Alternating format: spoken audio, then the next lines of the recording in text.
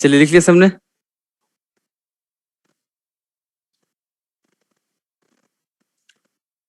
इतना लिखने के बाद एक पेज छोड़ के नेक्स्ट पेज में लिखेंगे आप लोग ESR।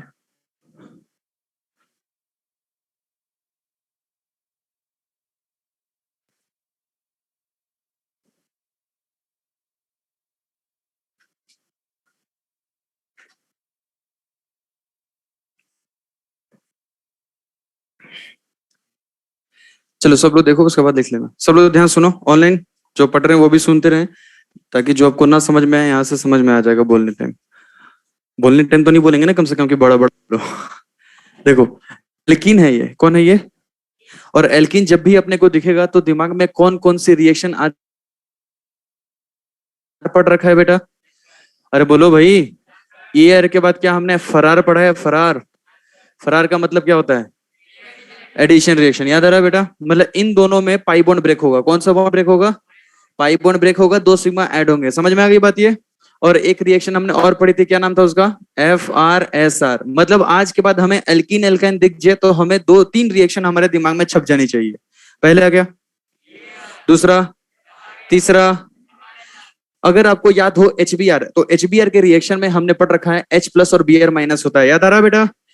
तो यहाँ पर पाई बॉन्ड पड़ोसी बोलेगा तोड़ने के लिए, ये यहाँ जाएगा H और यहाँ जाएगा Br। देखो क्या समझ में आ गई बात? ये H और Br में negative part of the reagent कौन है, मतलब न्यूक्लियोफाइल कौन है? बोलो भाई। Br कौन से कार्बन पे क्या है, जहां पर हाइड्रोजन कम है या ज्यादा है? जहां पर कम है। इसका मतलब ये कौन सा रूल फॉलो कर रहा है? Markovnikov rule. कौन सा रूल बेटा? क्या समझ में आ गई बात? ये अब आते हैं HBr के साथ अगर हम पेरोक्साइड लेते हैं, HBr के साथ क्या लिया हमने, तो बताइए ये रिएक्शन कौन सी हो जाएगी? बोलो सब लोग। FRAR, free radical addition. इसमें भी पाई बॉन्ड टूटेगा, लेकिन मैकेनिज्म कौन सा होगा, आयनिक या फ्री रेडिकल? तो फ्री रेडिकल मैकेनिज्म हुआ, लेकिन ब्रोमीन यहां पे आ गया। तो बताइए ये कौन सा रूल हुआ? Anti Markovnikov. याद आया बेटा?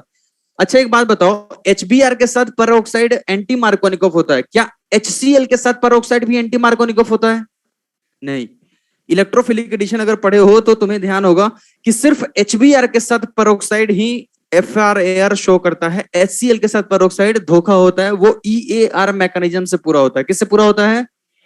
तो धीरे धीरे जो मैंने बोला है पढ़ते जाओ बेटा EAR, ताकि तुम्हारे ये सब चीजें जो है क्लियर हो जाए। ठीक। उसके बाद Br2 के साथ CCl4। याद करो, अनसेचुरेशन टेस्ट पढ़ा था हमने। कौन सा पर? Br2 का ब्राउन कलर होता है। कौन सा कलर होता है? और ब्राउन कलर जब एल्कीन के साथ रिएक्शन करेगा तो उसका कलर गायब हो जाएगा। याद आ रहा है बेटा? हाँ या ना? तो यहां पर भी इलेक्ट्रोफिलिक एडिशन रिएक्शन होता है, जिसमें इलेक्ट्रोफाइल Br होता है, न्यूक्लियोफाइल भी Bar होता है, और पाई बॉन्ड तोड़ के दोनों ब्रोमीन जुड़ जाते हैं। याद आया क्या? अच्छा, इस इलेक्ट्रोफाइल के पास लोन पेयर होता था तो नॉन क्लासिकल कार्बोटाइन होता था। कौन सा? ठीक है। फिर ये दोनों लास्ट क्लास में पढ़ाया था मैंने, याद करो। Br2 के साथ क्या दिया? हीट। हीट आते ही दिमाग में कौन सी रिएक्शन आनी चाहिए? Free radical. कौन सी रिएक्शन बेटा? फ्री रेडिकल दो टाइप्स के होते हैं। कितने टाइप्स के होते हैं? कौन कौन से?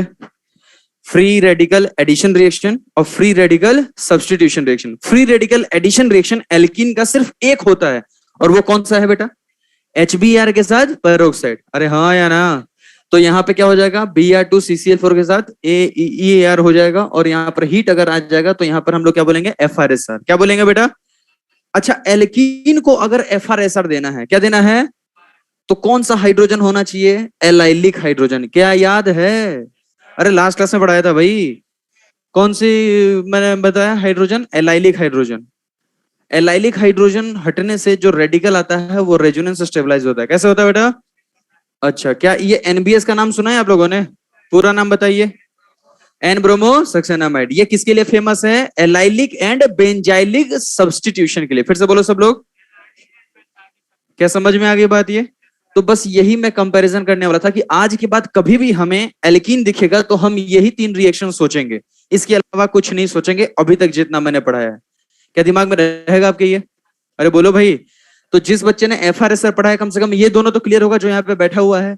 और जो बच्चा पहले ये दोनों पढ़ा है तो वो अच्छे से रिलेट भी कर पा रहा होगा। तो जिस जिस दिन आप लोग ये दोनों पढ़ लोगे अच्छे से रिलेट हो जाएगा सारी चीजें। समझ में आ गई बात बेटा?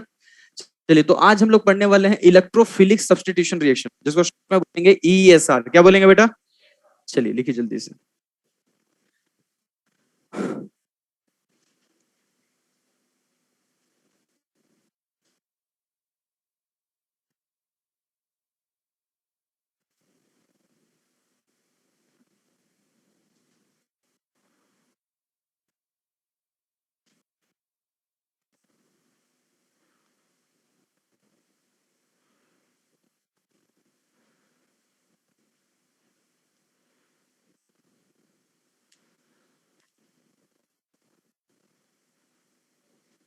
मैंने कल कुछ बोला था पढ़ के आने के लिए, एक बार इलेक्ट्रोफाइल न्यूक्लियोफाइल बोला था शायद।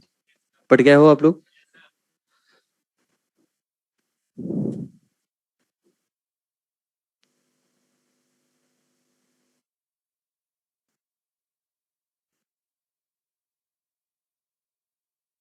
बेटा जिनको ब्लड लग रहा है ना, उनका मतलब आप लोग रिकॉर्डिंग देख लेना, क्योंकि यहाँ पर मेरे सामने भी स्क्रीन है और उसमें एकदम सही दिख रहा है, मतलब राइटिंग गजब ही दिख रही है।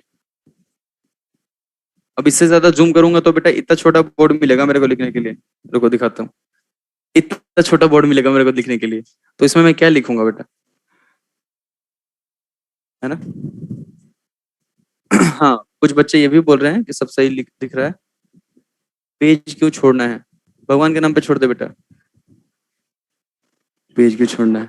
नया टॉपिक स्टार्ट हो रहा है इसलिए छोड़ दो, कल को कुछ अच्छे क्वेश्चंस मिलेंगे माइनर में तो वहां ऐड कर लेना। देखो, एक दो पेज हर टॉपिक के बाद छोड़ने के बाद फायदा क्या है क्लास ट्वेल्थ वालों के लिए, सुन लो।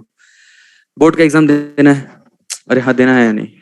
तो आपको जो लगेगा, जो मैंने मान लो बोल दिया, या आपका यहाँ पर भी एक एग्जाम होता है बोर्ड पैटर्न, है ना, साल में 2 बार होता है, मतलब एग्जाम से आपके पहले। तो आप उसके जो अच्छे क्वेश्चन है वहां पे लिख लेना, तो आपके पास एक ही ऐसी कॉपी रहेगी जो बोर्ड के लिए भी प्रिपेयर रहेगी और नीट के लिए भी सही रहेगा। तो आपको इस तरीके से ढूंढना नहीं पड़ेगा, नहीं तो बोर्ड के लिए अलग रखोगे, नीट के लिए अलग रखोगे, एनसीईआरटी अलग रखोगे, मॉड्यूल अलग रखोगे, तो तुम ऐसे थोड़े ना पढ़ोगे। ऐसे सिर्फ रजनीकांत पढ़ सकते हैं, समझ में आ गई बात है? चलिए लिखिए जल्दी से। अब किसी का रजनीकांत फेवरेट हो तो ये नहीं कि बुरा मान जाना, ऐसे ही मजाक था भैया ना, बुरा लग जाता है लोगों को। तो कल यहाँ से जाके आप लोग बहुत अच्छे से क्रिकेट वगैरह देखे होंगे। क्रिकेट काय का? क्रिकेट काय का होता है?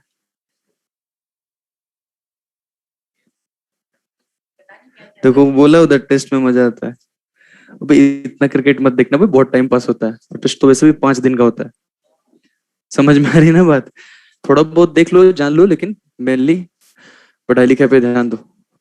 पढ़ोगे लिखोगे, बनोगे खराब नवाब। अच्छा, देखो मेरे अकॉर्डिंग तो सब कुछ करना चाहिए लाइफ में भाई, लेकिन अभी जो प्रायोरिटी देनी है आपको, थोड़ी पढ़ाई पे देनी है। फिर जब कॉलेज में चले जाओ तब तो तुम हीरो बन ही जाते हो, पहचानते भी नहीं हो। डॉक्टर बन जाओगे तो फ्री में इलाज करोगे? अरे बोलो ना पहले। मतलब शर्म नहीं आ रहा है? ये नहीं बोलोगे कि सर आपका तबीयत ही खराब ना हो, सही रहो, लेकिन आप हो, फ्री में करेंगे लेकिन हो। गजब हो भाई, अभी से ही डॉक्टर पना आ गया दिमाग में तुम्हारे। क्योंकि जो मेडिकल शॉप होगी वो तो तुम्हारी ही होगी, वहीं पे खींच लोगे। सर दर्द के लिए जाऊंगा, 3,000 का मेडिसिन लग दोगे।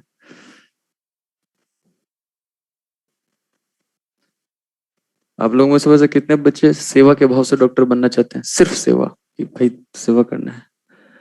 तो जितने पैसे कमाओगे मेरे पे अकाउंट में भेज दोगे, ठीक है? है ना? देखो पैसा भी जरूरी है, लेकिन अच्छे डॉक्टर बनने चाहिए अपने को। और तुम्हें पढ़ा भी कौन रहा है ये भी तो सोचो। अच्छे डॉक्टर नहीं बनोगे तो फिर कैसे काम चलेगा भाई?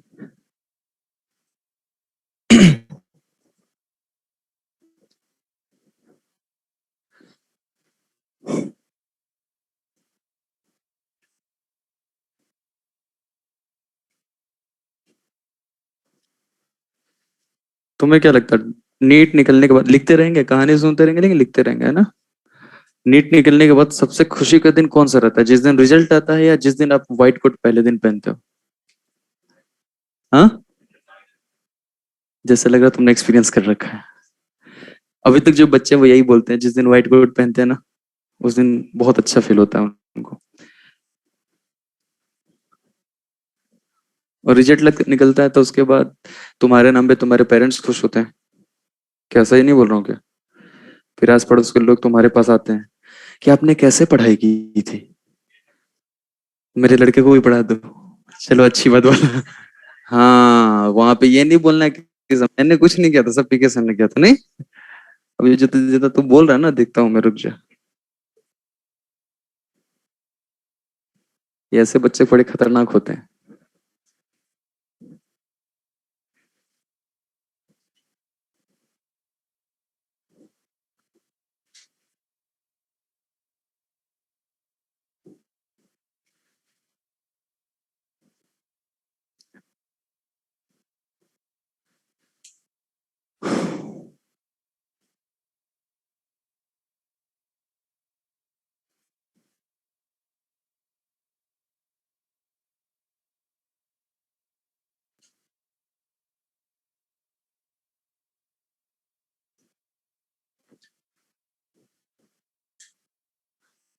ओ भाई,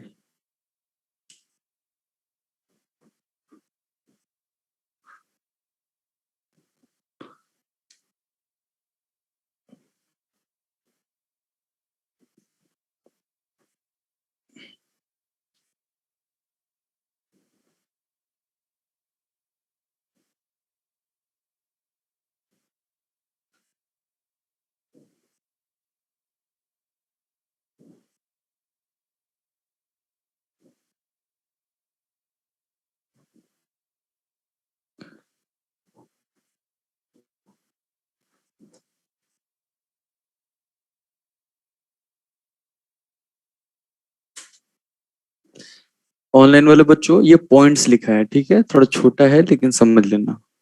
और जो बातें इसमें समझ में नहीं आएंगे ना, वो मैं बोलूंगा तब लिख लेना। तो बार बार मैसेज मत करना, सिर्फ मैसेज में ये देखूंगा, अगर आपको समझ में नहीं आया तो मैं दोबारा समझा दूंगा। हाँ, जो भी लिखा हुआ है कॉमन, वो मैं दोबारा बोल।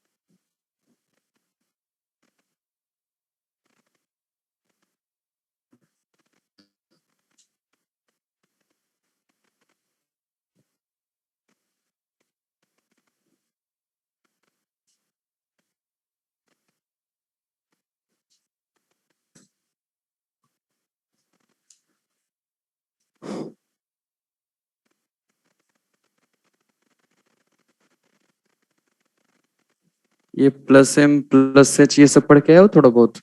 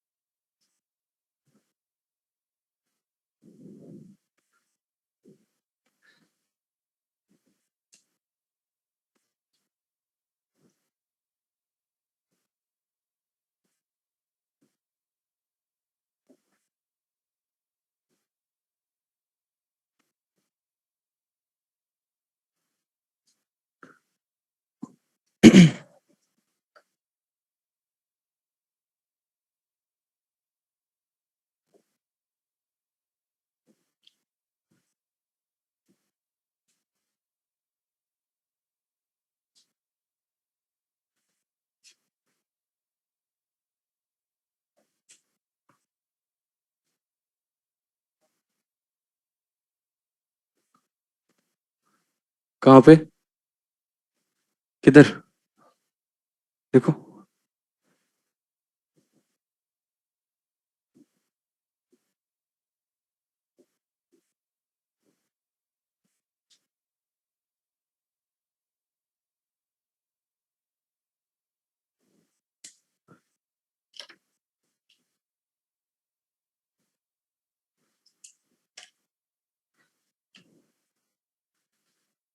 हाँ, ये तो हटा ही सकता हूँ।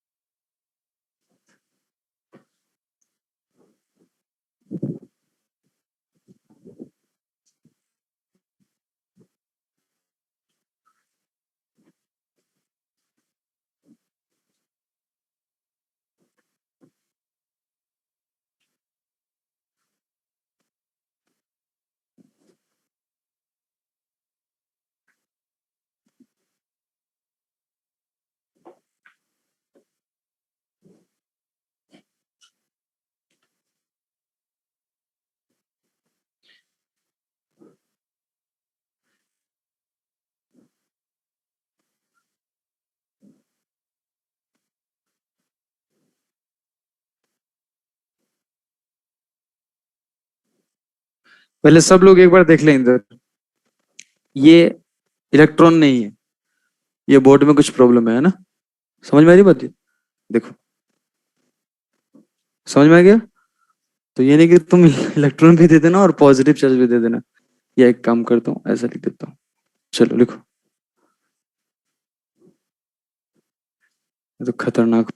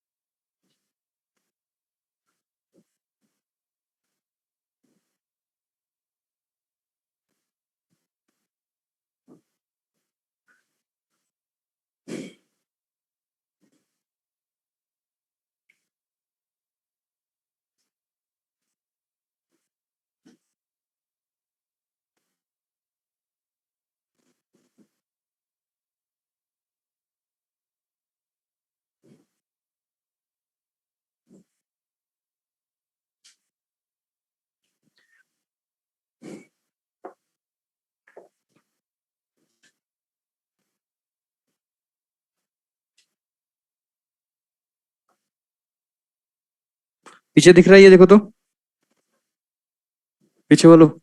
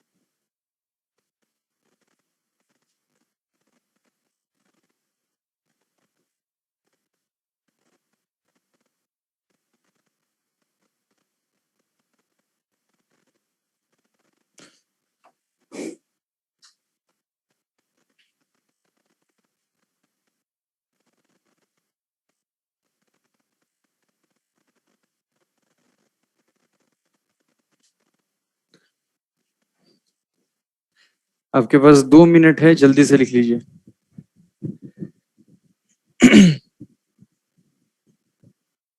कॉर्नर में कुछ भी वैसा लिखा नहीं हुआ है बेटा, ये फोर्थ पॉइंट है। देखो, थर्ड पॉइंट उधर रहता, ये फोर्थ पॉइंट है ना? और यहाँ पर एग्जाम्पल लिखा हुआ है, ये वाला पोजीशन, ये भी एग्जाम्पल है, और कुछ भी इधर नहीं लिखा हुआ है। लेफ्ट साइड जो आपके स्क्रीन में दिख रहा है उतना ही लिखा है मैंने।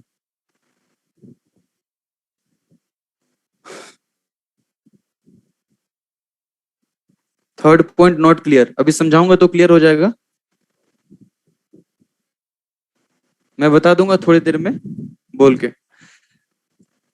यहाँ पे लिखा है sigma complex, arenium ion valent complex.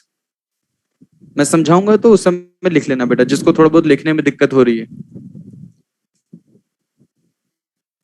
और अगर तुम्हें लग रहा है कि मैं झूठ बोल रहा हूँ, आ जा भाई, एक देख के देख लेके इधर आ। अरे आ जा इधर, ये तो तुम मेरा ही मिला हुआ लगेगा, नहीं तो बैठ बैठ बैठ बैठ। तू आ जा भाई, इधर से आके देख जरा स्क्रीन पर कैसा लग रहा है तेरे को। हाँ, नहीं छोड़ दे, क्लियर दिख रहा है, पहले से इम्प्रूवमेंट है, इसलिए मैं बोल रहा हूँ। क्लियर, पूरा क्लियर दिख रहा है। अब किसी का नेट कनेक्शन वीक होगा तब तो ब्लर आएगा ही, जैसे आपने यूट्यूब वगैरह चलाई होगा, चलाते तो होगे ना? यूट्यूब क्या होता है? देखो उसमें होता ये है, बताऊं? बताऊं?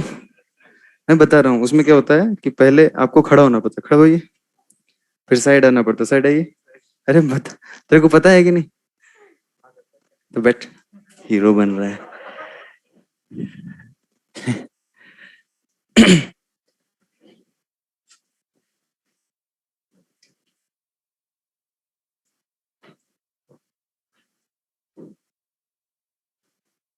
1 मिनट 30 सेकंड हो चुके हैं, सिर्फ 30 सेकंड बचे हुए हैं आपके सामने।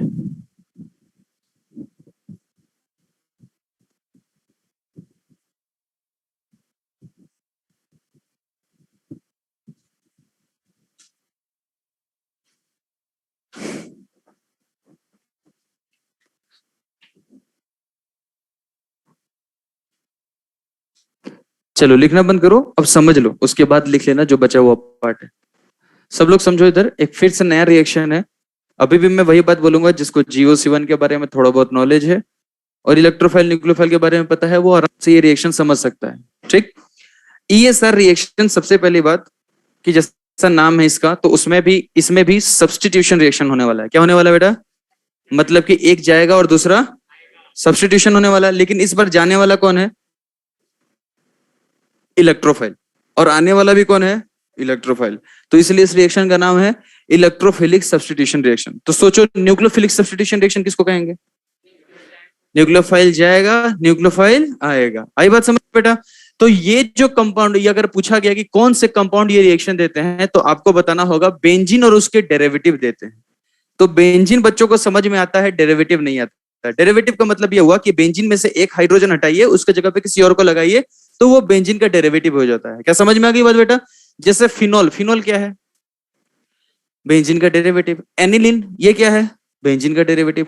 क्लोरोबेंजीन क्या है? बेंजीन का डेरिवेटिव। मतलब उसमें से हाइड्रोजन हटा रहे हैं और कुछ और लगा रहे हैं। क्या सबको समझ में आ रही बात ये?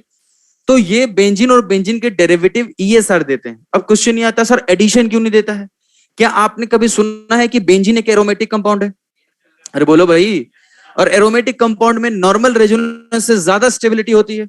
अरे बोलो।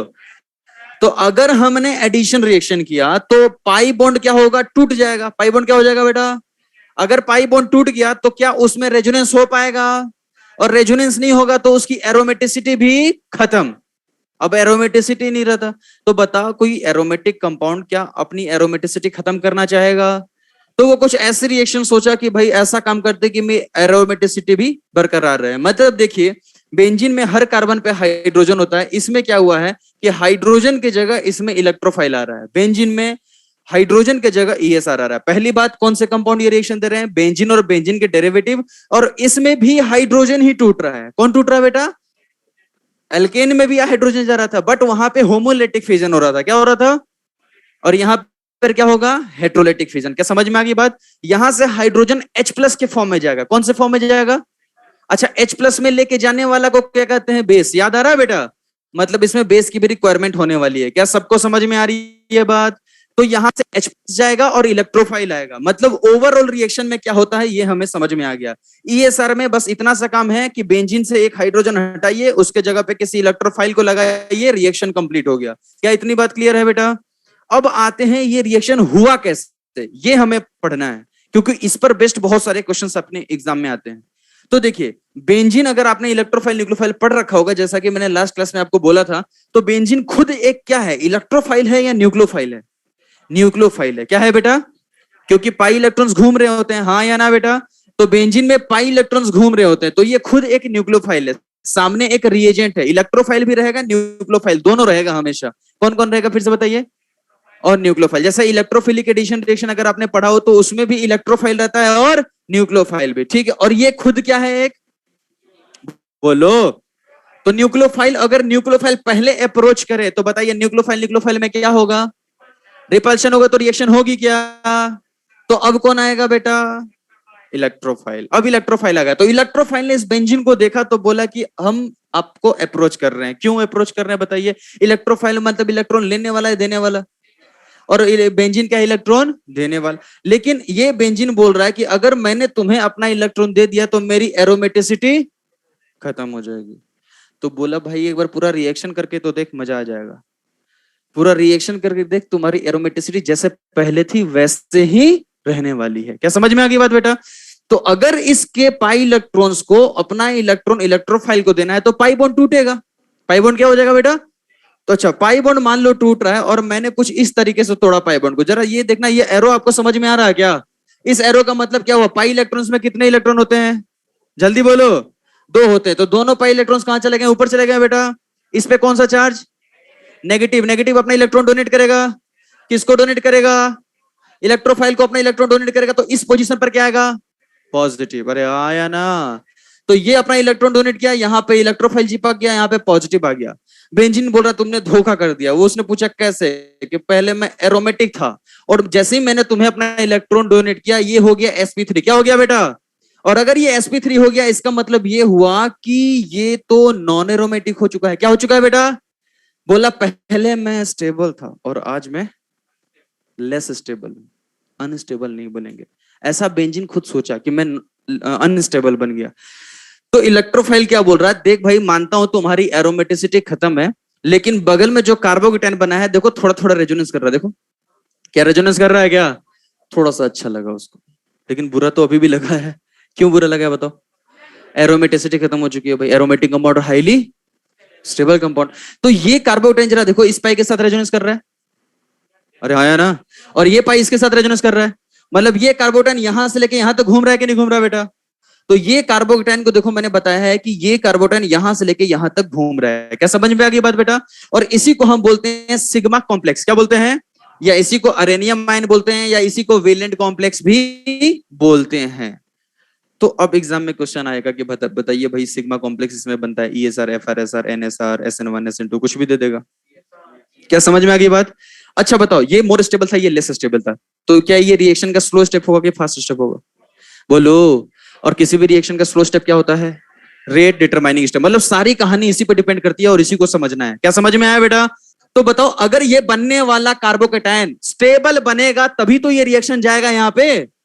इस कार्बोकेटाइन को स्टेबलाइज करना है। स्टेबलाइज कौन करता है? प्लस सिम करता है या माइनस सिम करता है? Plus SIM. इलेक्ट्रॉन डोनेट करने वाले करते हैं। समझ में आ रही है बात बेटा? प्लस एच करता है या माइनस एच? प्लस आई या माइनस आई?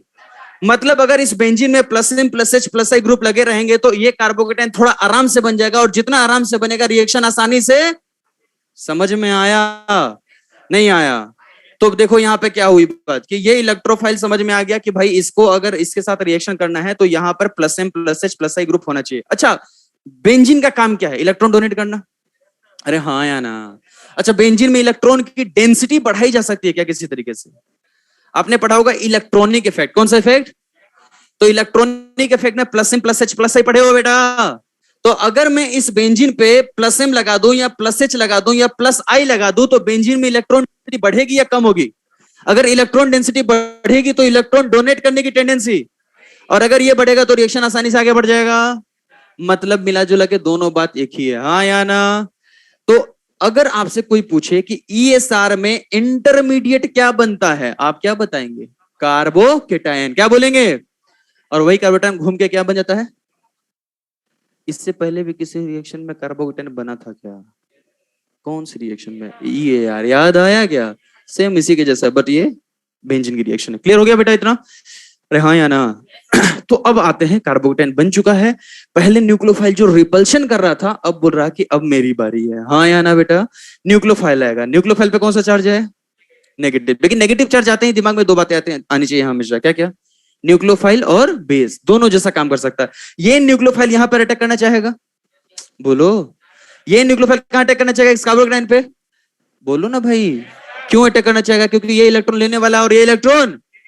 फिर बेंजीन बोलेगा भाई तुम अगर यहां पर अटैक कर दोगे तो पाई बॉन्ड तोड़ के ही तो एडिशन रिएक्शन हो जाएगा। कौन सी रिएक्शन हो जाएगी? और एडिशन करोगे तो मेरी एरोमेटिसिटी कभी वापस मिलेगी क्या?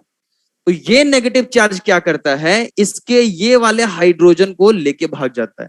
तो बताओ ये नेगेटिव अगर इसके H को खा रहा है तो ये यहां पर किस तरीके से काम कर गया? बेस के जैसा। तो ये H प्लस के फॉर्म में जाता है। कैसे जाता है बेटा? यहां से। और H प्लस के फॉर्म में जाएगा तो अपना इलेक्ट्रॉन लेके जाएगा कि दे के जाएगा? तो ये बोलेगा ले भाई बॉन्ड बना ले। जैसे ही बॉन्ड बना बेंजीन एरोमेटिक। बेंजीन खुश हुआ नहीं? पहले भी क्या था? एरोमेटिक। पहले क्या था? खुश। अरे गधा। बेंजीन पहले भी एरोमेटिक था और फिर से क्या हो गया? एरोमेटिक। लेकिन ओवरऑल रिएक्शन में देखो क्या हुआ है, हाइड्रोजन को हटा के इलेक्ट्रोफाइल लगाया गया है। ओवरऑल रिएक्शन में क्या हुआ है? हाइड्रोजन को हटाया गया है और इलेक्ट्रोफाइल को लगाया गया है। लेकिन काम दोनों का है, नेगेटिव चार्ज वाले का भी काम है और इलेक्ट्रोफाइल का भी काम है। इलेक्ट्रोफाइल जाके पहले बेंजीन पर अटैक करेगा, ठीक है, कार्बोकेटाइन बन जाएगा और उसके बाजू वाले हाइड्रोजन को नेगेटिव चार्ज वाला लेके भाग जाएगा, तो फाइनली रिएक्शन कंप्लीट हो जाएगी। क्या समझ में आ गई बात बेटा? तो भाई तो CH बॉन्ड का टूटना देखो ध्यान से, ये अभी भी नॉन एरोमेटिक था लेकिन अब क्या हो गया बेटा? एरोमेटिक। लेस स्टेबल से मोर स्टेबल जा रहा है। रिएक्शन स्लो होगी कि फास्ट होगी? तो फास्ट होगी, तो ये RDS में पार्टिसिपेट तो कर नहीं रहा है। तो अब जरा मुझे बताइए CH बॉन्ड का टूटना क्या रिएक्शन का RDS है? नहीं है। तो CH के जगह कल को मैंने CD लगा दिया। क्या लगा दिया? ये D क्या है? हाइड्रोजन का आइसोटोप सुना है क्या? ड्यूटेरियम ट्राइटियम सुना है बेटा? तो कल को मैं डी लगाऊं टी लगाऊं, उससे कोई फर्क पड़ने वाला क्यों नहीं फर्क पड़ने वाला है? क्योंकि सीएच बॉन्ड का टूटना रिएक्शन का स्लो स्टेप है, और जो स्लो स्टेप में होता है उससे से रिएक्शन की रिएक्टिविटी डिटरमाइन की जाती है। क्लियर हो गया बेटा ये? तो चलिए यहाँ पे कुछ पॉइंट्स पढ़ते हैं। फर्स्ट पॉइंट पढ़ेंगे। अच्छा रुको, अभी पढ़ने से पहले फिर से हर रिएक्शन की मैं 3 बातें बोलता हूं, इसकी भी वही 3 बातें। ईएसआर का सबसे पहला पॉइंट, कौन से कंपाउंड ये रिएक्शन देंगे, लेकिन उसको क्या दिखना चाहिए, तभी रिएक्शन होगा, नहीं तो रिएक्शन होने वाला। अच्छा, दूसरी पॉइंट क्या हुआ कि इस रिएक्शन का इंटरमीडिएट क्या बना, इस रिएक्शन में ओवरऑल क्या होता है, हाइड्रोजन को हटा के सॉल्व हो गया। कोई पूछा रिएक्टिविटी कैसे डिसाइड करेंगे, तो तुम क्या बोल दोगे, भाई इंटरमीडिएट की स्टेबिलिटी देखेंगे। क्या देखेंगे? इंटरमीडिएट। बोला कि भाई इंटरमीडिएट क्या बनता है, तुम क्या बोलोगे? तो दूसरा तरीका क्या है कि बेंजीन में इलेक्ट्रॉन डेंसिटी देख लो। बेंजीन में अच्छा, क्यों इलेक्ट्रॉन डेंसिटी बढ़ेगा कि कम होगा, क्या फायदा होगा बताओ मेरे को? अगर इलेक्ट्रॉन डेंसिटी खुद से बोलना सीखो, इलेक्ट्रॉन डेंसिटी बढ़ेगा तो क्या होगा, डोनेट करने की टेंडेंसी। आई बात समझ में? अच्छा, इलेक्ट्रोफाइल, अच्छा न्यूक्लियोफाइल क्या होता है, इलेक्ट्रॉन देने वाला है लेने वाला? न्यूक्लियोफिलिसिटी क्या होती है, टेंडेंसी। अरे हाँ या ना? इलेक्ट्रोफाइल क्या होता है, भिखारी। इलेक्ट्रोफिलिसिटी भिखारीपना, मतलब इसकी इलेक्ट्रॉन लेने की तड़प खतरनाक रही तो बहुत आसानी से रिएक्शन मिलेगा। क्या समझ में आ गई बात ये? चलिए फर्स्ट पॉइंट पढ़ेंगे सब लोग, अब जल्दी से पढ़ेंगे। Carbocation formed as intermediate, clear है बेटा? कोई बहुत बड़ी बात लिखी नहीं है मैंने। दूसरा पॉइंट क्या लिखा हुआ, reactivity of ESR. Reactivity of ESR किस पे डिपेंड करेगा, स्टेबिलिटी ऑफ। लेकिन मैंने बगल में सिग्मा कॉम्प्लेक्स लिखा है तो टेक्निकली आपको समझ में आ रहा होगा बेटा। अच्छा, उसके बाद लिखा मैंने एक और पॉइंट कि इलेक्ट्रॉन डेंसिटी इन रिंग, अगर इलेक्ट्रॉन डेंसिटी रिंग में ज्यादा है तो भी रिएक्टिविटी ज्यादा होगी। सही बात है क्या? बात देखिए है ना बेटा? क्योंकि इलेक्ट्रॉन डेंसिटी जो बढ़ाते हैं वही तो कार्बोनेट को स्टेबलाइज करते हैं। अब आते हैं तीसरा पॉइंट में, देखो क्या लिखा हुआ है।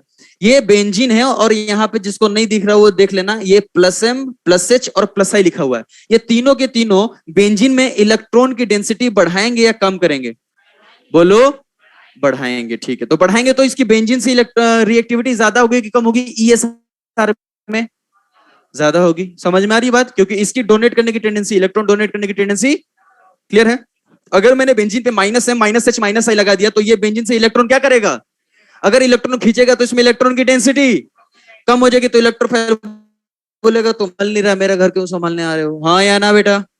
तो मतलब कि इसकी रिएक्टिविटी बेंजीन से भी कम हो जाएगी। समझ में आ गई बात बेटा? चलिए अब क्या लिखा है पढ़िए।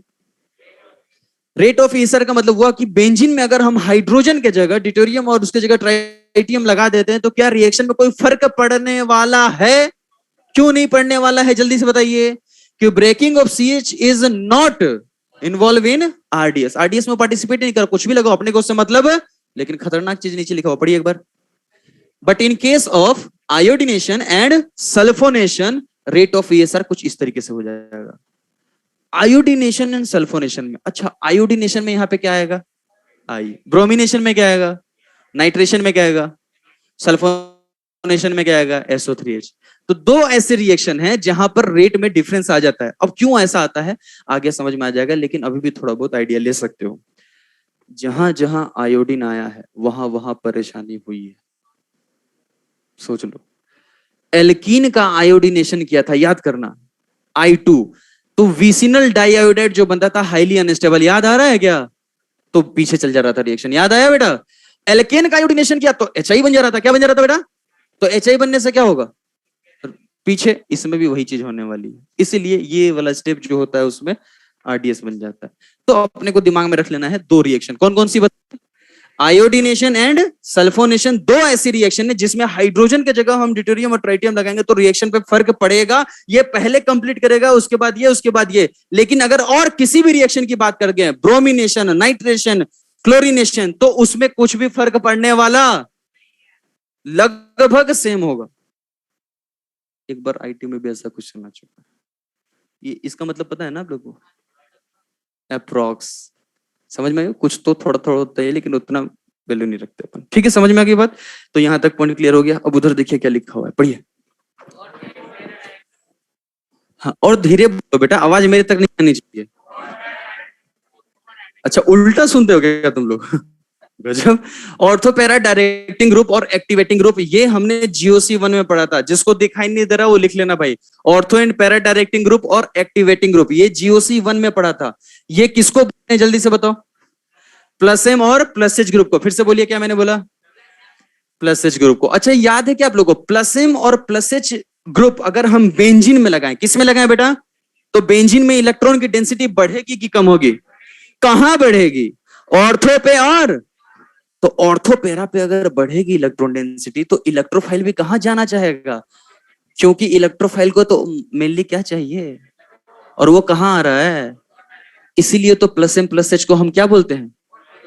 लेकिन ये क्यों बोलते हैं? क्योंकि एक्टिवेट किया जा रहा है उसे। अरे हाँ या ना? पहले बेंजीन ऐसे ही था, उस पर कोई आके लग गया, इलेक्ट्रॉन डेंसिटी बढ़ाया, इलेक्ट्रॉन को मजा आया। क्यों? इलेक्ट्रोफाइल को मजा आया। क्यों? इलेक्ट्रॉन डेंसिटी बढ़ चुका, अब उस बेंजीन को और एक्टिवेट कर दिया गया है टुवर्ड्स इलेक्ट्रोफाइल। क्लियर होगी बात बेटा? नहीं समझ में आया? अरे बोल लो भाई। नहीं समझ में आया हाथ से ऊपर उठा लेना, पूछ लेना, ठीक? तो अब यहाँ पर मैंने कुछ एग्जांपल्स देखे हैं, अगर कोई याद हो तो प्लस एम ग्रुप किसको कहते हैं? देखो रिवीजन इसी को कहते हैं, अगर आपने पढ़ा होगा तो याद होगा। अगर किसी एटम के पास लोन पेयर है, क्या है बेटा? या नेगेटिव चार्ज है, क्या है? और वो रेजोनेंस में इन्वॉल्व है, किस में इन्वॉल्व है? तब वो प्लस एम होगा। किस में होगा बेटा? प्लस एम मतलब इलेक्ट्रॉन देना या लेना? देना, ठीक है। तो देखो यहाँ पे lone pair negative lone pair, ये क्या है? ये हाइपर कंजुगेशन वाले लोग हैं। कौन से लोग हैं? हाइपर कंजुगेशन एल्काइल ग्रुप देता है। कौन देता है बेटा? भूल गए हो ना सब? याद है? हाइपर कंजुगेशन को हमेशा अल्फा हाइड्रोजन से देखना चाहिए। कैसे देखना चाहिए? याद आ गया बेटा? ठीक है, तो हम लोग ये काम कर लिए। तो देखो अगर किसी बेंजीन पर प्लस एम या प्लस एच ग्रुप लगा हुआ है, बगल में इलेक्ट्रोफाइल दिखा, क्या दिखा बेटा? ये ई पॉजिटिव इलेक्ट्रोफाइल है, तो हमारे दिमाग में कौन सी रिएक्शन आएगी? बोल लो भाई। ये सर का फुल फॉर्म बोलो एक बार। तो इसमें होता क्या है?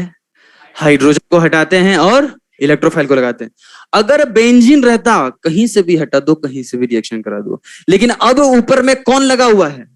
प्लस एम या प्लस एच। अब ये भाई साहब ऑर्डर दे रहे हैं, ये ऑर्डर देंगे कि तुम जो इलेक्ट्रोफाइल हो, तुम किस हाइड्रोजन को रिप्लेस करोगे? बताओ इसके कौन से हाइड्रोजन को रिप्लेस किया जाएगा? इसका ऑर्थो वाला हाइड्रोजन ये वाला है ना बेटा, मेटा वाला ये है, और पैरा वाला ये है, उधर वाला भी वैसे ही मान लेना, ठीक है? तो ये या तो ऑर्थो वाले हाइड्रोजन को हटाएगा और ये पैरा वाले, तो देखो दोनों प्रोडक्ट बनते हैं। क्या समझ में आ गई बात? अच्छा, कोई बच्चा पूछे मेटा पे क्यों नहीं बना? इसका लॉजिक दे रहा हूं मैं, हालांकि पता तो चल ही गया होगा, फिर भी हम पूरी कहानी किसके बेसिस पे कहते हैं? सिग्मा कॉम्प्लेक्स की स्टेबिलिटी पे। यहां तक सबको समझ में आ गया? जल्दी बोलो। अरे मैसेज भी करते जाओ, देख रहा हूं मैं, है ना? हाँ ठीक है, डन डन डन हो रहा उधर। चलिए, सबको समझ में आ गई बात यहाँ तक? अब यहाँ पर हम लोग देखते हैं फिनोल। फिनोल में OH है, OH के पास क्या लोन पेयर होता है? बोलो भाई। तो लोन पेयर है तो प्लस एम की माइनस एम है। प्लस एम बेंजीन में इलेक्ट्रॉन डेंसिटी बढ़ाएगा कम करेगा? बढ़ाएगा, ठीक है। इलेक्ट्रोफाइल है बेटा, तो ये इलेक्ट्रोफाइल हमने फर्स्ट स्टेप में देखा कि जाके पाई बॉन्ड पर अटैक करके तोड़ देता है, हाँ या ना? तो मान लीजिए ये ऑर्थो पे जाना चाहता है, कहां जाना चाहता है? तो ये वाला जो पाई बॉन्ड है वो यहाँ पे टूटा होगा। देखो तो ये जो मैंने एरो बनाया, समझ में आया आप लोगों को? ये पाई बॉन्ड दोनों यहाँ पे, इस पे कौन सा चार्ज आ रहा होगा? बोलो। नेगेटिव आ रहा होगा। नेगेटिव से कौन चिपक गया? बोलो। एक मिनट, ये गलत बना दिया क्या मैंने?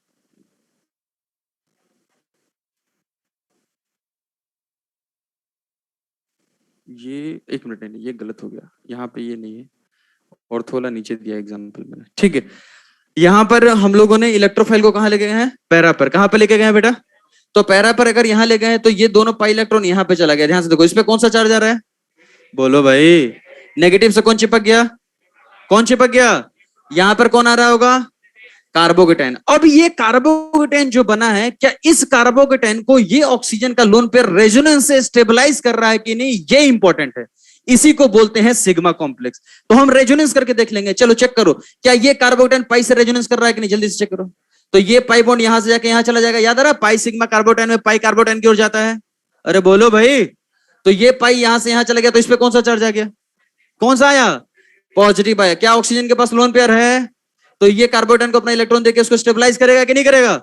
तो इसका सिग्मा कॉम्प्लेक्स स्टेबलाइज हो गया, इसीलिए इलेक्ट्रोफाइल पैरा पे जाता है। समझ में आ गया?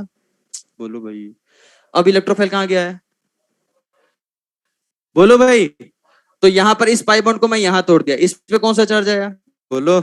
पे कौन गया? इलेक्ट्रोफाइल। यहाँ पे बन गया कार्बोटन, ये तो डायरेक्टली उसको स्टेबलाइज कर रहा है। तो बनने वाला कार्बोकेटाइन प्लस एन लगा रहा है तो ही जा रहा है। अच्छा, अब मेटा पे क्यों नहीं गया, ये भी एक्सप्लेनेशन देख लो।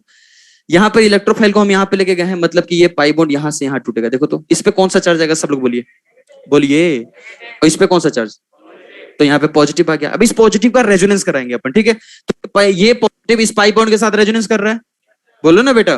तो ये इसको उठा के मैंने यहाँ पे रखा, तो पॉजिटिव यहाँ पे आ गया। ठीक है बेटा? क्या ये पॉजिटिव इस पाई के साथ रेजोनेंस कर रहा है? अरे कर रहा है या नहीं? तो इसको उठा के मैंने यहाँ रख दिया। यहाँ पे कार्बोटन, बताना कभी भी ये कार्बोटन OH के नीचे आ पा रहा है क्या? बोलना बेटा। तो बताओ क्या इलेक्ट्रोफाइल वहां जाना चाहेगा? तो अगर कोई इसका करेक्ट एक्सप्लेनेशन पूछे, ये तो ठीक है कि ऑर्थो पैरा डायरेक्टिंग एकदम शॉर्टकट बढ़िया है। एक्सप्लेनेशन ये है, एक्सप्लेनेशन ये है कि सर हम इलेक्ट्रोफाइल को बेंजीन पर टकराते हैं, कार्बोकेटाइन बनाते हैं, और अगर वो कार्बोकेटाइन रेजोनेंस से प्लस एम से स्टेबलाइज हो गया तो इलेक्ट्रोफाइल जहां गया है सही है। और अगर इलेक्ट्रोफाइल ले जाने के बाद जो कार्बोकेटाइन बना है वो रेजोनेंस से प्लस एम से स्टेबलाइज नहीं है तो वो गलत है। ओए, नहीं आया? पक्का समझ में आ गया? तो मिला जुला के अगर हमें आज के बाद बेंजीन पे प्लस एम प्लस एच दिखेगा तो कौन से हाइड्रोजन को रिप्लेस करेंगे? ऑर्थो और। सबको समझ में आ गई बात? तो सोचो माइनस एम और माइनस एच भी अभी आने वाला है। तो आप लोग सबसे पहले यहां से सब लोग देखेंगे, सुन लो पहले। ये जो एरो मैंने दिया है ये आप लोग भी थोड़ा बना लो, है ना? ये पाई बॉन्ड कैसे टूटा है कैसे नहीं, मैंने कुछ कुछ लिखा है, ये एरो दिखाया है, ये सब अपने कॉपी में नोट कर लो। कोई डाउट हो तो पूछ लो, और मॉड्यूल बंद कर लो।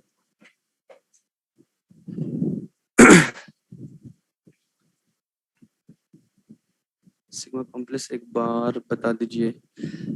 अनन्या एंड जो भी नाम है, यहाँ पे जो कार्बोकेटाइन बना है बेटा, ये इन दो पाई बॉन्ड के साथ रेजोनेंस कर रहा है, जिसे हम रेजोनेंस कराने के बाद जो बना उसे हम सिग्मा कॉम्प्लेक्स या अरेनियम आयन या वेलेंट कॉम्प्लेक्स बोलते हैं। यहाँ पर इलेक्ट्रोफाइल को अटैक कराएं, अगर इस पाई बॉन्ड को हम यहाँ पे तोड़ें तो इलेक्ट्रोफाइल यहाँ गया, कार्बोटाइन यहाँ बना। अब वो कार्बोटाइन को रेजोनेंस कराते हैं तो जो बनता है उसे सिग्मा कॉम्प्लेक्स बोलते हैं। अगर ये कार्बोकेटाइन को किसी तरीके से ऑक्सीजन का लोन पेयर स्टेबलाइज कर रहा है तो हम बोलेंगे कि ये कार्बोकेटाइन स्टेबल बन रहा है। और अगर वो कार्बोकेटाइन रेजोनेंस से इस ऑक्सीजन के लोन पेयर से स्टेबलाइज नहीं हो रहा है तो हम बोलेंगे वो स्टेबल नहीं हो रहा है, इलेक्ट्रोफाइल गलत जगह गया है। तो जिसका भी ये दोनों डाउट होगा मैं फिर से बता दी।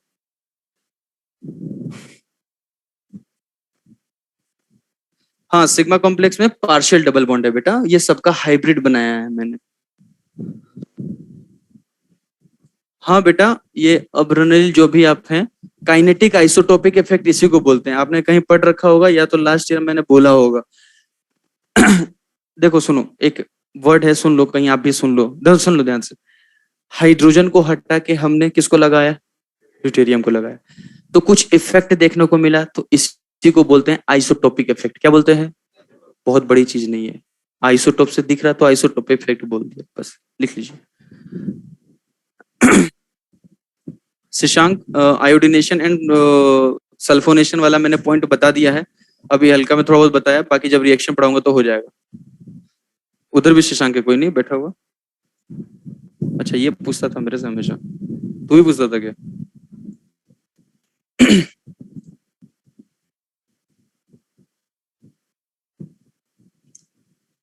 जल्दी जल्दी थोड़ा छापेंगे, क्योंकि लिखने वाला काम फास्ट करेंगे, समझने वाला काम आराम से करेंगे। दो फंडा लेके चलेंगे। हंस रहा तू?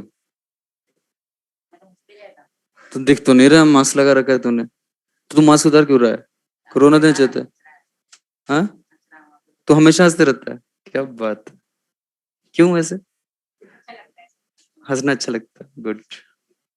मान लो किसी ने दो थप्पड़ दिया, उस दिन भी हंसेगा तू? लेकिन हंसूंगा भी नहीं। अच्छा ठीक, तो रोता कब है? मान लो टॉफी वॉफी किसी बाजू वालों को दे दिया, तेरे को नहीं दिया तो दिक्कत होगी उस समय? लेके खा लेगा, अच्छा ठीक है। मुझे लगा कुछ दिमाग में तुम्हारे आते रह रहा है, उसको सोच के हंस रहा, या मेरे पे हंस रहा है, भरोसा थोड़ी ना तुम्हारा।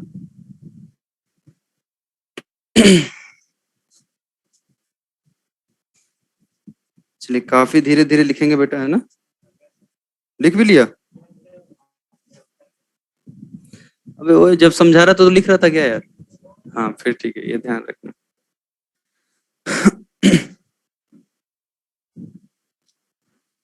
कहाँ थे हम? ये वाला मिटा दूं फिर मैं?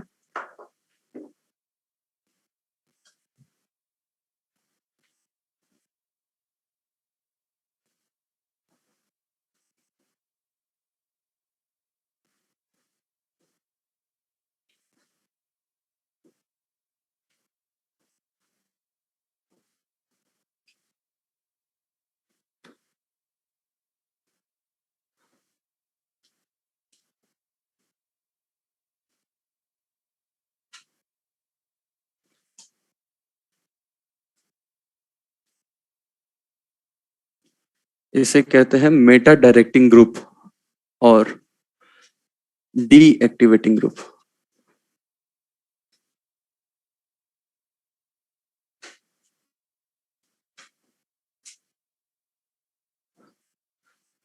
और ये होते हैं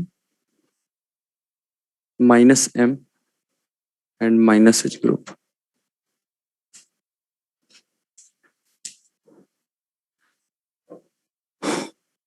या स्ट्रॉन्ग -I ग्रुप भी होते हैं वैसे।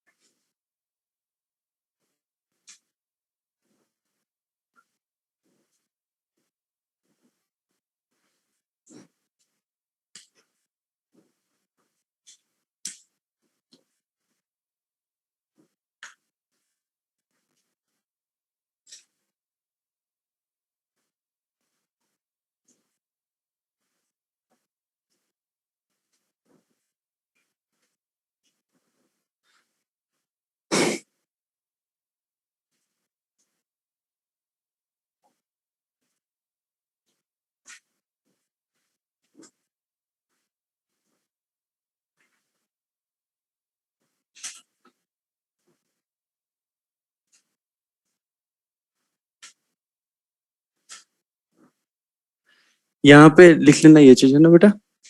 Stable, stable plus M stabilise carbocation, plus M stabilise carbocation. यहाँ पे can not stable by plus M, है ना? या इन दोनों में लिख लो effective plus M on carbocation, आपको समझ में आ जाएगा। नहीं कल को भूल जाओगे आपकी क्या लिखा था यहाँ पे मैंने।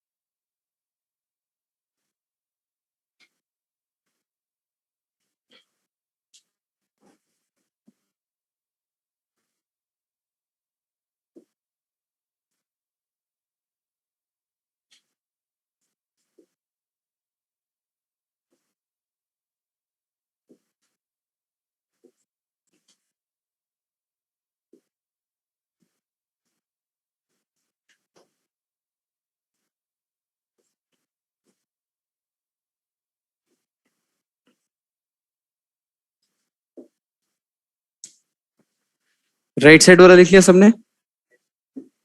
सब लोग बोल दो भाई। नहीं तो गलती से मिट जाएगा तो फिर लिख नहीं पाऊंगा, बहुत मेहनत लगता है लिखने में।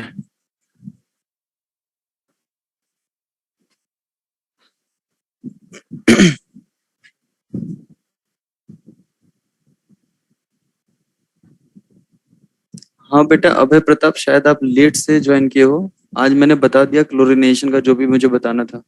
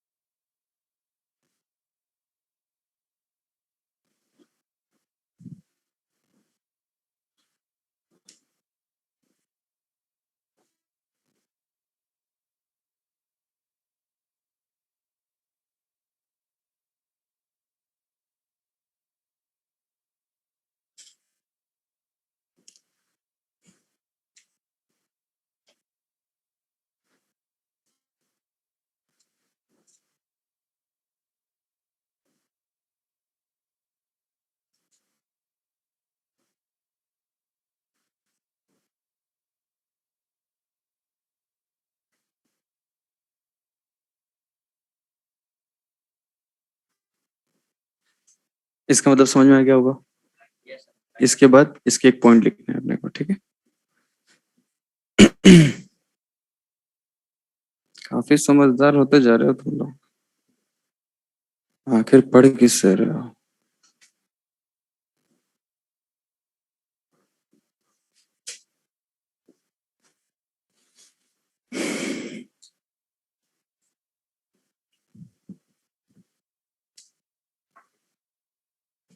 इधर का भी लिख लिया? कोई लिख रहा है इधर?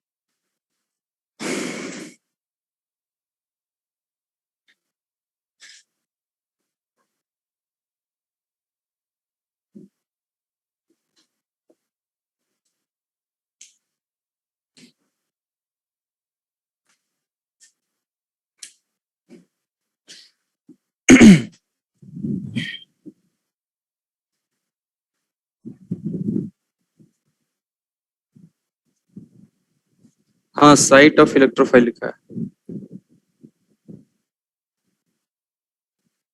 बेटा आप लोग एक बताओ, ऑनलाइन वाले बच्चों के मैं बोल रहा हूँ, जब मैंने बोल दिया कुछ नहीं दिख रहा है, अगर मान लो ऐसा होता है, तो मैं बोल रहा हूँ ना, जब मैं समझाऊंगा आपको तो बोल दूंगा मैं, और वैसे भी बोल रहा हूँ मैं, तो अब उस समय लिख लेना, अगर एक दो वर्ड में लिखना है तो। यश बोल रहा है इसी को रटना है। हाँ बेटा, पूरा ऑर्गेनिक, पूरा केमिस्ट्री, पूरी बायो फिजिक्स सब रटना है।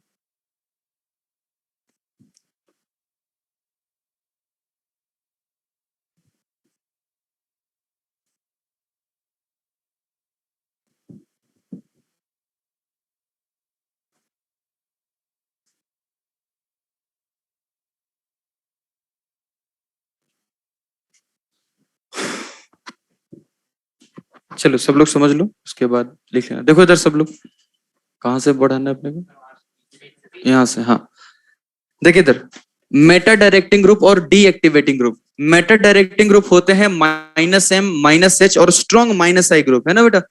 अब ये सब के सब -M -H क्या होते हैं, इलेक्ट्रॉन विथड्रॉइंग ग्रुप होते हैं, मतलब इलेक्ट्रॉन खींचते हैं। अब सोचिए, अगर बेंजीन से अगर इनको हमने ऐड कर दिया, तो ये बेंजीन से इलेक्ट्रॉन क्या करेंगे, तो बेंजीन में इलेक्ट्रॉन की डेंसिटी कम हो जाएगी, तो इलेक्ट्रोफाइल आना चाहेगा क्या, तो रिंग जो है वो एक्टिवेट हुआ या डीएक्टिवेट हुआ। क्या समझ में आ गई बात ये। अब ये मेटा डायरेक्टिंग क्यों है वो समझिए। -M है, वो भी वो इलेक्ट्रॉन की डेंसिटी क्या करेगा, कम करेगा, लेकिन वो कहां कम करता है आप लोगों को पता है, ऑर्थो और पैरा पे। और मेटा पे क्या करता है, कुछ नहीं। समझ में आ गई बात ये। मेटा पर उसका कोई इफेक्ट नहीं होता है, लेकिन अगर हम कंपैरिजन की बात करें कि ऑर्थो पैरा और मेटा में कहां कम और कहां ज्यादा है, तो हम कह सकते हैं कि ऑर्थो पैरा पे कम हो गया, तो उसके रिस्पेक्ट में मेटा ज्यादा है। आई बात समझ में। तो जैसा कि हम यहाँ पे एक CH डबल बॉन्ड लगा दिए हैं, और ये होता है पोलर पाई बॉन्ड, याद आ रहा है बेटा। पोलर पाई बॉन्ड -M दिखाते हैं अगर वो रेजोनेंस में, तो पोलर पाई बॉन्ड सुना है। तो ये अगर हमने -M लगा दिया और हमने फर्स्ट वाले में इलेक्ट्रोफाइल को जोड़ दिया है, यहाँ पे देखो, यहाँ पे जोड़ दिया मान लो, ठीक। तो इस पे कौन सा चार्ज आ गया, पाई बॉन्ड तोड़ा, इस पे कौन सा चार्ज, नेगेटिव से किसको जोड़ा, और बाजू में किसको जोड़ दिया, कार्बोकेटाइन को, ठीक है। तो ये जो कार्बोकेटाइन है, ये CH डबल बॉन्ड -M से उसको क्या कर रहा है, स्टेबलाइज कर रहा है या डिस्टेबलाइज कर रहा है, डिस्टेबलाइज।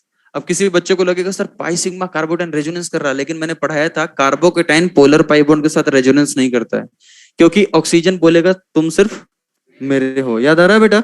और ये अपने बॉन्ड को कभी इसको छोड़ नहीं सकता। क्या सबको समझ में आ गई बात ये। तो ये डीस्टेबलाइज हो रहा। अब नेक्स्ट केस में हम लोगों ने क्या किया, इस पाई इलेक्ट्रॉन को तोड़ दिया, यहाँ पे एक बार मेटा पर अटैक करा के देख लेते हैं। जब ये इलेक्ट्रोफाइल मेटा पर जाएगा बेटा, तो कार्बोकेटाइन यहां बनेगा।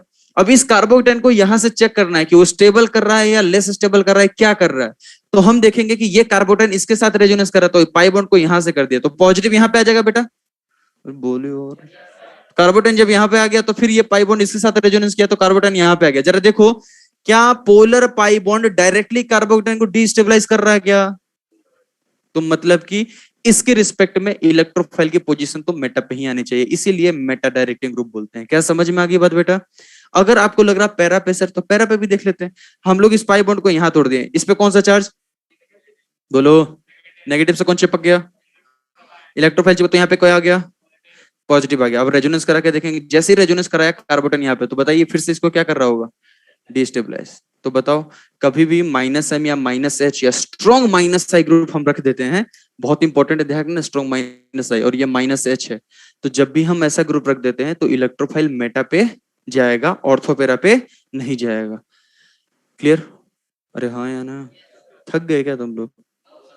चलिए अब यहाँ पे क्या लिखा पढ़िए, halogens are weak deactivators but ortho para directing. इसका मतलब समझिए, मैंने इलेक्ट्रोफिलिक एडिशन में ही पढ़ाया था कि जब जब हेलोजन आएगा, क्या आ जाएगा बेटा, हेलोजन, इसके दो इफेक्ट काम करते हैं, -I भी काम करता है और +M भी काम करता है। याद आ रहा है बेटा, रिएक्टिविटी चेक करने के लिए -I लगाते हैं, रिएक्टिविटी चेक करने के लिए और अगर इलेक्ट्रोफाइल को जोड़ना है तो उसके लिए प्लस एम। तो इलेक्ट्रोफाइल जो जुड़ता है वो कैसे जुड़ता है? Ortho para directing plus M के अकॉर्डिंग। लेकिन कंपैरिजन करेंगे तो हम उस समय माइनस आई देखेंगे। क्या देखेंगे बेटा?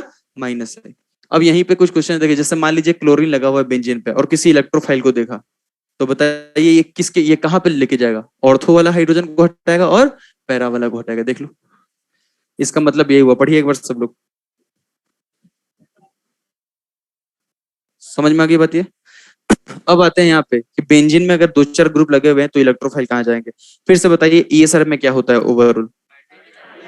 हाइड्रोजन हटाते हैं, इलेक्ट्रोफाइल लगाते हैं। अब देखो इस बेंजीन में ऊपर में लगा है माइनस एम और नीचे में लगा है प्लस एम। ऊपर है CHO, नीचे है OH। ठीक, अब इलेक्ट्रोफाइल जाएगा। बताओ इलेक्ट्रोफाइल किसके अकॉर्डिंग जाएगा? प्लस एम के अकॉर्डिंग या माइनस एम के अकॉर्डिंग? सोचो, इलेक्ट्रॉन डेंसिटी बेंजीन में कौन बढ़ा रहा है? बोलो बेटा, प्लस एम। अगर मान लो मैंने यहाँ पे 1 2 3 4 5 6 रख दिया, तो फिर से बोलो किसके अकॉर्डिंग जाएगा? प्लस एम के अकॉर्डिंग या माइनस एम के अकॉर्डिंग? तो प्लस एम के अकॉर्डिंग ऑर्थो पोजीशन कौन सा हुआ? बोलो सब लोग। और 3 और 5। और पैरा कौन सा हुआ? 1। लेकिन आपको पता है पैरा पे तो हाइड्रोजन ही नहीं है। अरे पैरा पे हाइड्रोजन है क्या? तो मतलब या तो 3 पे जाएगा या तो, क्या समझ में आ गया? बोलो भाई। अब आते हैं नीचे, तो यहाँ पे आपको लिखना है कि electrophile will go according to activating groups. ठीक है बेटा, चलिए बाद में लिख लेना, खुद से भी समझ में आ रहा होगा ये। ये कौन है बेटा? OH। इसका कौन सा इफेक्ट? नीचे वाले का, नीचे है CH3+H। यहाँ पे 1 2 3 4 5 6। बताओ इलेक्ट्रोफाइल किसके अकॉर्डिंग जाएगा? दोनों के दोनों इलेक्ट्रॉन डेंसिटी बढ़ा, लेकिन ज्यादा कौन बढ़ाएगा? बोलो भाई, प्लस एम बढ़ाएगा ना, तो उसके अकॉर्डिंग जाएगा। तो बताइए उसका ऑर्थो पोजीशन कौन है? बोलो बेटा, 2 और 6। लिख ले तू पहले आराम से, है ना? 2 और 6 समझ में आ गई बात। और 4 वाला पोजीशन क्या हो गया? पैरा। लेकिन 4th पे क्या हाइड्रोजन है क्या? बोलो भाई। तो फिर वहां पे नहीं जाएगा, 2 और 6 में कहीं पे लेके चले जाओ। अरे ओए, तो उसमें कुछ दम ही नहीं है। देखो ऊपर वाले में ये भी +H और ये भी +H। देखना जरा, मजा आएगा इसमें। जरा बताना, ऊपर वाले +H का ऑर्थो पोजीशन कौन है? बोलो बोलो। और पैरा पोजीशन कौन है? 4। इसका ऑर्थो कौन है और पैरा कौन है? दोनों का तो सेम है। लेकिन जरा ध्यान से देखिए, इलेक्ट्रोफाइल सेकंड पर आकर बैठना कभी नहीं चाहेगा। ट्रेन में सफर किए हो? बोलना भाई। 4 सीट है वहां पे, 6 लोग बैठ गए। उसको क्या बोलते हैं केमिस्ट्री के लैंग्वेज में? Steric hindrance. क्या बोलते हैं? तो इस इलेक्ट्रोफाइल को यहाँ पे जाने में बहुत दिक्कत होगी, 2 लोग धक्का मारेंगे यहाँ से। समझ में आई बात? तो उसके कंपैरिजन में ये 4 और 6 पे जाना चाहेगा, वही मैंने लिखा है यहाँ पे। आई बात समझ में बेटा? अब आते हैं यहाँ पे नाइट्रोजन पे क्या है बताओ? Lone pair. आपको यहाँ पे कितने बेंजीन रिंग दिख रहे हैं? बोलो भाई, 2 बेंजीन रिंग, एक यहाँ पे। तो इस पे ये क्या लगा रहा है? Plus M. क्या लगा रहा है बेटा? और इस वाले बेंजीन पे ये क्या लगा रहा है? बोलो, बताओ इलेक्ट्रोफाइल किधर जाएगा? प्लस एम के अकॉर्डिंग या माइनस एम के अकॉर्डिंग? तो प्लस एम के अकॉर्डिंग ऑर्थो पोजीशन ये हो गया और पैरा पोजीशन ये हो गया। इस वाले बेंजीन पे क्यों नहीं गया? बताओ बताओ बताओ। क्योंकि C डबल बॉन्डो का कौन सा इफेक्ट लग रहा है? Minus M. बेंजीन में इलेक्ट्रॉन की डेंसिटी, इलेक्ट्रॉन डेंसिटी कम होगी तो इलेक्ट्रोफाइल उधर। ये खुद से करके लाना। अब देखो इसका, इसमें एक डाउट आएगा बच्चों को कि सर ये माइनस आई है, ये कैसे काम करेगा, है ना? आप कुछ नहीं करो, इस NH3 पॉजिटिव को यहां पे लगा के रख लो। तो नाइट्रोजन पे कौन सा चार्ज है? बोलो ना बेटा। तो अगर पॉजिटिव यहां आएगा तो पॉजिटिव पॉजिटिव में क्या होगा? आ गया? चलिए लिख लीजिए बेटा, ऑनलाइन वाले समझ में आ गया? नोट में जो स्टेटमेंट है नूतन बेटा, वो अगले क्लास में आपको क्लियर हो जाएगा क्या मैंने लिखा है वहां पे, है ना? जब रिएक्टिविटी के क्वेश्चंस बताऊंगा। चलिए आज के लिए काफी इतना। Good night, Tata. चलिए आराम से लिखिए। थोड़ी देर में वहां से ऑनलाइन वाला भी मैं हटा दूंगा मैं। और हड़बड़ी में मत लिखना, है ना? नहीं तो कुछ के कुछ लिख लोगे, 2 दिन के बाद परेशान करोगे, सर ये आप क्या पढ़ा देते हो।